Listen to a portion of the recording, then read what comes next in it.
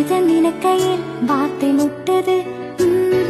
கண்மணி அன்போடு காதலன் நான் எழுதும் கடிதமே. பொன்மணி உன் வீட்டு சௌக்கியமா, நான் இங்கு சௌக்கியம்